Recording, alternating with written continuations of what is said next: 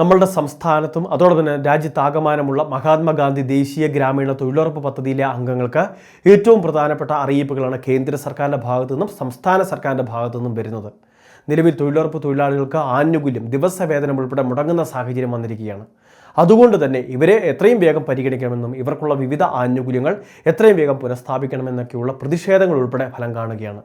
തൊഴിലുറപ്പ് തൊഴിലാളികൾക്ക് പ്രവൃത്തി ദിനങ്ങളും അതോടൊപ്പം തന്നെ തൊഴിൽ വേതനമൊക്കെ വർദ്ധിപ്പിക്കാൻ പോകുന്നു. അതോടൊപ്പം തന്നെ സംസ്ഥാനത്തെ ക്ഷേമനിധി ബോർഡ് ഇവർക്ക് വേണ്ടി നിലവിൽ വരികയാണ്. സംസ്ഥാനത്തെ 20 ലക്ഷത്തിന് മുകളിൽ വരുന്ന ഗുണഭോക്താക്കൾക്ക്, അതോടൊപ്പം തന്നെ തൊഴിലുറപ്പ് തൊഴിലാളികൾ ഏറ്റവും കൂടുതൽ ഭൂരിഭാഗം ആളുകൾ വരുന്നത് സ്ത്രീ ഗുണഭോക്താക്കളാണ്. അതുകൊണ്ട് തന്നെ ഇവരെ ചേർത്ത് പിടിക്കുന്ന വിവിധ പദ്ധതികളാണ് ഇതിൻ്റെ ഭാഗമായിട്ട് സംസ്ഥാന സർക്കാരും ആവിഷ്കരിക്കാൻ പോകുന്നത്.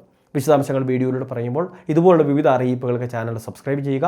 അതോടൊപ്പം തന്നെ വാട്സപ്പ് ഗ്രൂപ്പിൻ്റെ ലിങ്ക് കമൻറ്റ് ബോക്സിൽ കൊടുത്തേക്കാം. ഗ്രൂപ്പിൽ കൂടി ജോയിൻ ചെയ്യുക. 2 മാസത്തോളം കുടിശ്ശിക വിവിധ മേഖലകളിൽ തൊഴിലുറപ്പ് തൊഴിലാളികൾ നേരിടുന്നുണ്ട്. അവർക്കുള്ള ഫണ്ട് എത്രയും വേഗം വിതരണം ചെയ്യുമെന്ന കേന്ദ്ര സർക്കാരും അതോടൊപ്പം തന്നെ സംസ്ഥാന സർക്കാരും ഉറപ്പ് നൽകി കഴിഞ്ഞു. ഇനി അത് മാത്രമല്ല, നിലവിൽ നമ്മളുടെ ജീവിത ചെലവുകൾക്ക് അടിസ്ഥാനമാക്കി, അതെങ്കിൽ പ്രത്യേകിച്ച് കേരളത്തിലെ സാമ്പത്തിക സ്ഥിതിയൊക്കെ വെച്ച് നോക്കുമ്പോൾ ഇപ്പോൾ ലഭിക്കുന്ന 346 എന്ന് പറയുന്ന നിരക്ക് അത് നമുക്ക് പിടിച്ചു നിൽക്കാൻ സാധിക്കാത്ത ഒരു രീതിയിൽ തന്നെയാണ്.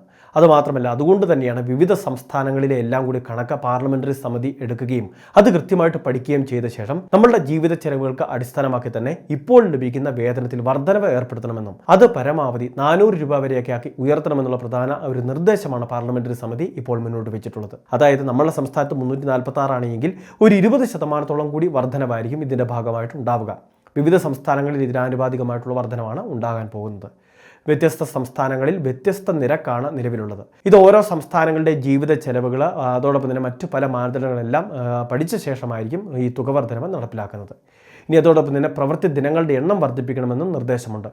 100 ദിനങ്ങളാണ് നമുക്ക് പരമാവധി ലഭിക്കുന്നത്. അത് 150 ഉയർത്തണമെന്നുള്ള നിർദ്ദേശവും കേന്ദ്ര സർക്കാരിന് മുമ്പിലേക്ക് പാർലമെന്ററി സമിതി സമർപ്പിച്ചു കഴിഞ്ഞു. ഇത് കേന്ദ്ര സർക്കാർ വളരെ വേഗത പരിഗണിക്കും. അതിനുശേഷമായിരിക്കും തുക വർധനവ്, തൊഴിൽ ദിനങ്ങളുടെ പരിഷ്കാരം ഉൾപ്പെടെയുള്ള കാര്യങ്ങൾ ഉണ്ടാകുന്നത്. ഇനി അതോടൊപ്പം തന്നെ നമ്മുടെ സംസ്ഥാനത്തെ തൊഴിലുറപ്പ് തൊഴിലാളികൾ ഭൂരിഭാഗം ആളുകളും പദ്ധതിയിൽ നിന്ന് ഉൾവലിയുകയാണ്. ഈ സാഹചര്യത്തിൽ ഇവരെ ചേർത്ത് നിർത്തുന്നതിന് വേണ്ടി തൊഴിലുറപ്പ് തൊഴിലാളികൾക്ക് വേണ്ടി ക്ഷേമനിധി ബോർഡ് ആരംഭിക്കുകയാണ്. അങ്ങനെ വരുമ്പോൾ നമുക്ക് മാസം തോറും ഒരു അംശാദായം അടച്ചു കഴിഞ്ഞാൽ 50 രൂപ നമുക്ക് എടുക്കാനുണ്ട് എങ്കിൽ നമുക്ക് പ്രതിമാസം പെൻഷൻ ലഭിക്കുന്ന രീതിയിലേക്ക് നമുക്ക് ഈ ക്ഷേമനിധി ബോർഡിൻ്റെ പ്രവർത്തനങ്ങൾ കൃത്യമായിട്ട് മാറുകയും അത് നമുക്ക് ഒരു വലിയ സഹായമായിട്ട് മാറുകയും ചെയ്യും. നമ്മുടെ സംസ്ഥാനത്ത് 20 ലക്ഷത്തോളം വരുന്ന തൊഴിലുറപ്പ് തൊഴിലാളികൾ രജിസ്റ്റർ ചെയ്തിട്ടുണ്ട്.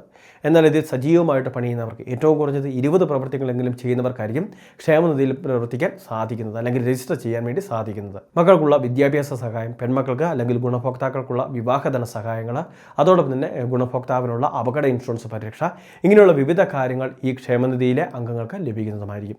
വളരെ വൈകാതെ ഇതിലേക്കുള്ള രജിസ്ട്രേഷൻ ആരംഭിക്കുന്നതാണ്. അതുകൊണ്ട് തന്നെ ഇത്തരം പദ്ധതികളിൽ പേര് കൊടുത്തിട്ടുള്ളവർ കൃത്യമായിട്ട് പേര് നിലനിർത്തുന്നതിന് വേണ്ടി ശ്രദ്ധിക്കുക. എല്ലാവരുടെയും ഈ അറിയിപ്പ് ഷെയർ ചെയ്തെത്തിക്കുക. ഇതുപോലെ വിവിധ ഇൻഫർമേഷൻ തുടർന്ന് ലഭിക്കാൻ ചാനൽ സബ്സ്ക്രൈബ് ചെയ്യുക, ഫോളോ ചെയ്യുക.